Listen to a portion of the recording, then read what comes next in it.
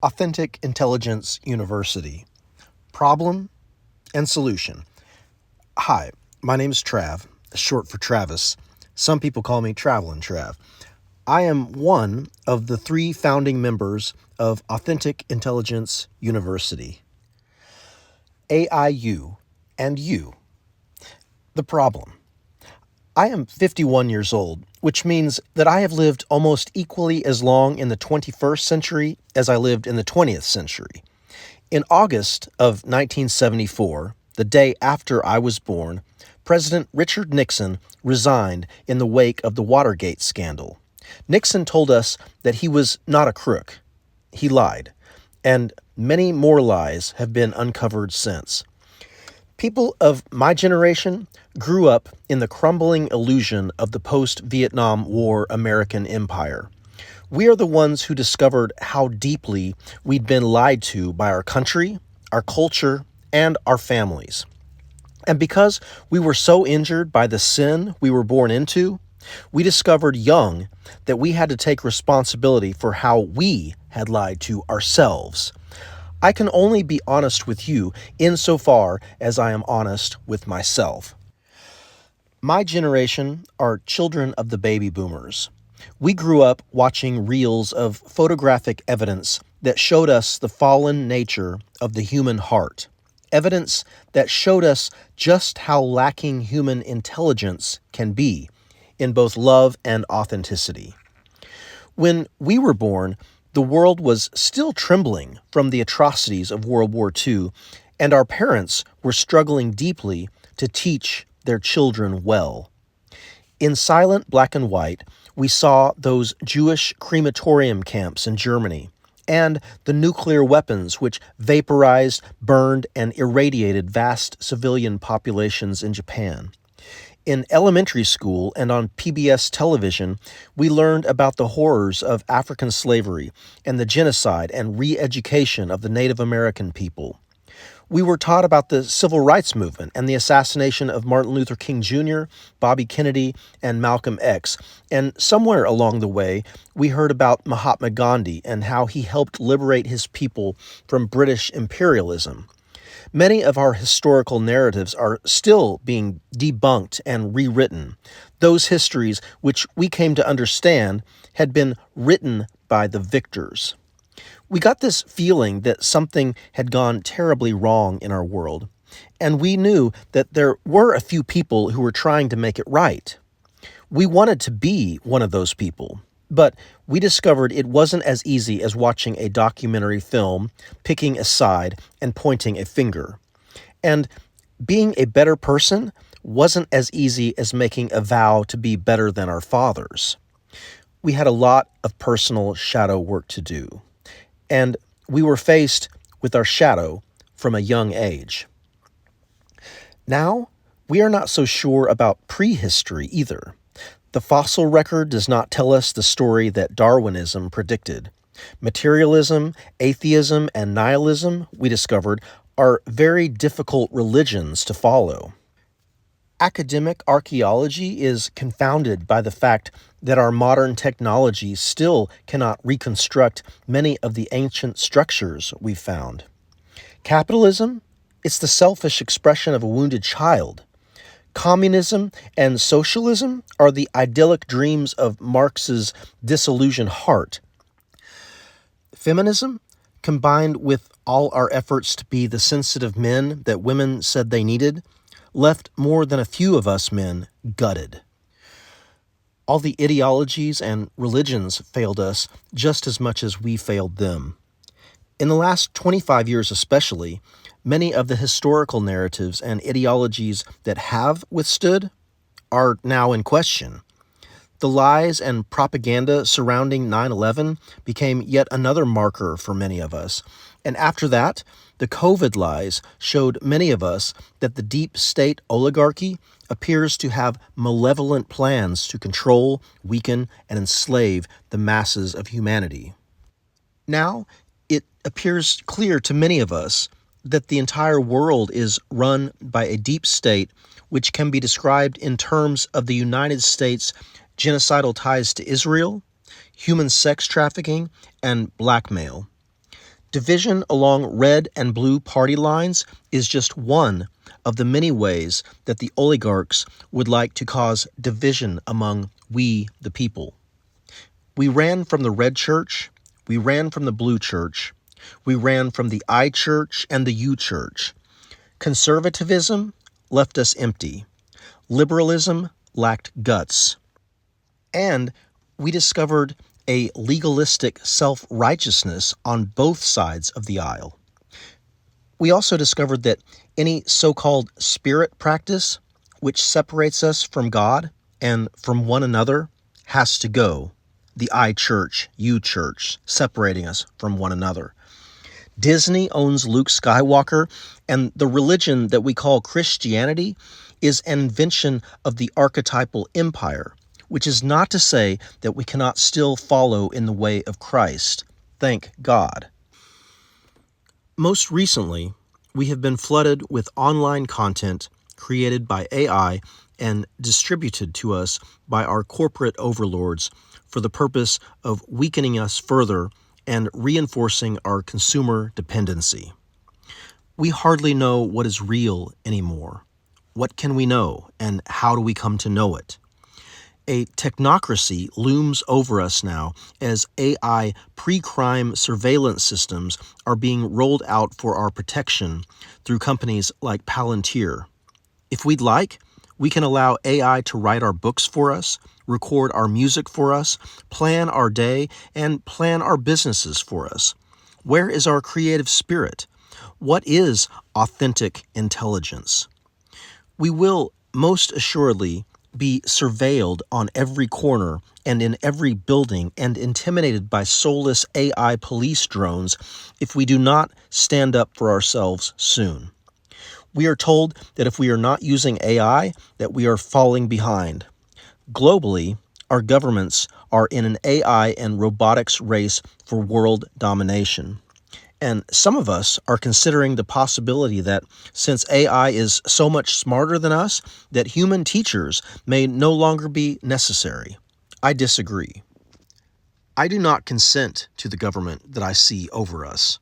This, after having taken 3 separate oaths to uphold the Constitution of the United States. This, after having sung the national anthem at my police academy graduation ceremony. I was born a victim. I was scapegoated in a family who knew no better. I was belittled. I was taught that I was helpless. I was commanded to do what I was told or else. I was taught to conform. Just as the federal government did their best to demonize Edward Snowden for informing the public of illegal surveillance, and just as Julian Assange was imprisoned for exposing illegal actions of the industrial war machine, I am powerless over all of this. I am powerless except for the prayers that I can pray, the stories I can tell, the music I can make, and the communities which I can build and participate in. I am powerful only as I turn my heart toward our Creator, who is more powerful than all the lies. The Creator who is capable of helping me to take full responsibility for my part in the perpetuation of all these lies. Many of us are refusing to bow our knees to Babylon any longer. Okay, let's talk about the solution. When I was 14 years old, I discovered music. Guitar practice became a joyful discipline. My discipline was born of a love for creativity and a desire to recreate the sounds that I heard in my favorite music. To this day, God still uses music to deliver me from my problems. In my youth, I came to believe that if I could learn to practice, then I could learn to play. Music practice was a reward system with an internal locus of control. It was sometimes difficult, sometimes frustrating, and often humbling and painful. But in my case, the internal rewards were sufficient to sustain the practice. However, after 8 years of musical practice and much musical success, I arrived at my first unsolvable existential crisis. In my efforts to gain independence, I volunteered to join the Army National Guard. Unexpectedly, my experience at the Federal Fear-Based Education Program, Army Basic Training, brought me to my knees. Training to be a soldier was devastating for me. Although I got through the federal training program, the 10 weeks that I spent at Fort Sill, Oklahoma, training to be a soldier, created an undeniable personal injury. 4 months after the Oklahoma City bombing, I graduated from Army Basic Training. But any pride I felt as a result of enduring what I'd encountered in that federal camp was quickly lost in my own inner defeat. I was overwhelmed by fear and unable to continue in my musical practice.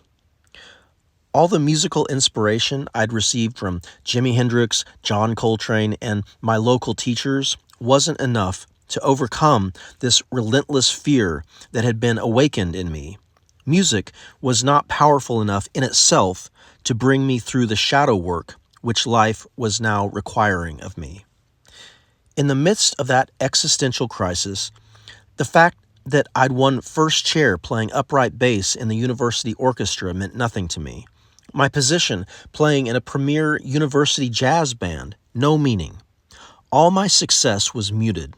I wanted everything to stop. I was sickened. I was overwhelmed. I wanted out. I wanted to die. And so I withdrew from university. But withdrawing from university got me no relief from my fear. So after many months of helpless internal struggle, I reached out to God. Through Christ, I had a spiritual awakening.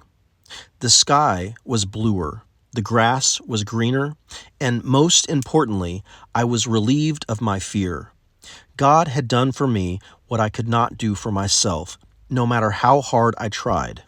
It was a miracle. God's grace was upon me.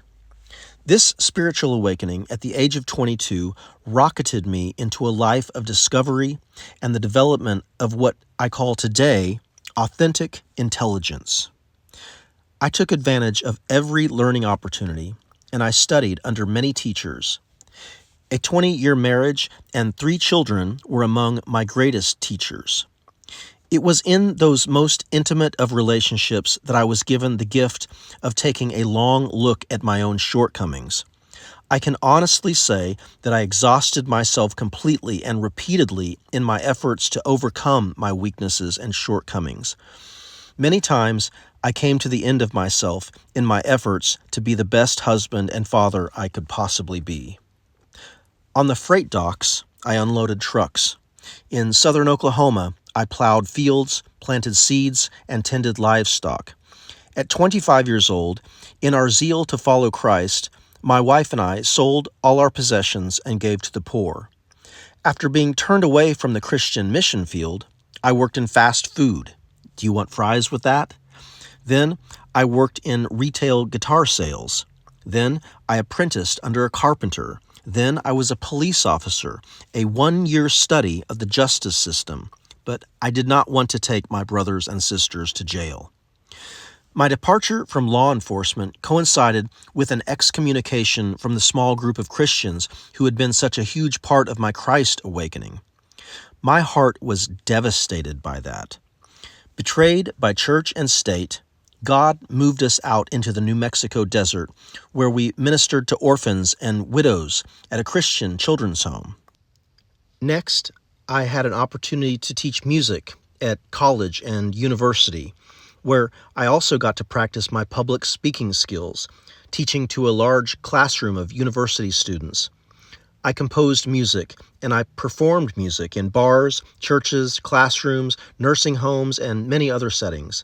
Then, I spent 8 years practicing physical therapy as a licensed physical therapist assistant in the state of New Mexico, where I was privileged to work one-on-one with hurting people whose bodies no longer functioned the way they once did.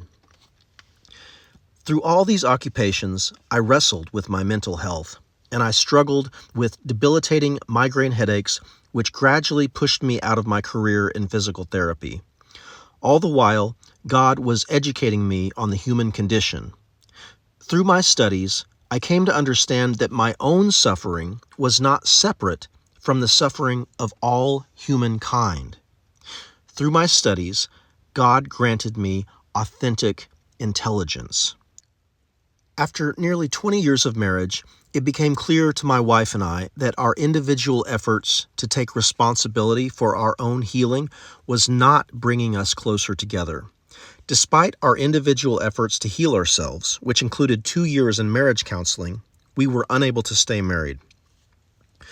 Losing my marriage, my career, and everything I once said I loved was the catalyst for the birth of a more authentic intelligence in me.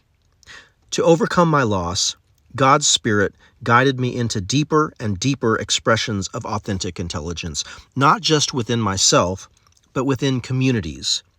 With great respect for the source of all intelligence, I have been traveling. As guided by the Spirit, I have been tending to existing relationships and discovering new ones, learning new interpersonal skills, practicing music, sharing music, and teaching music.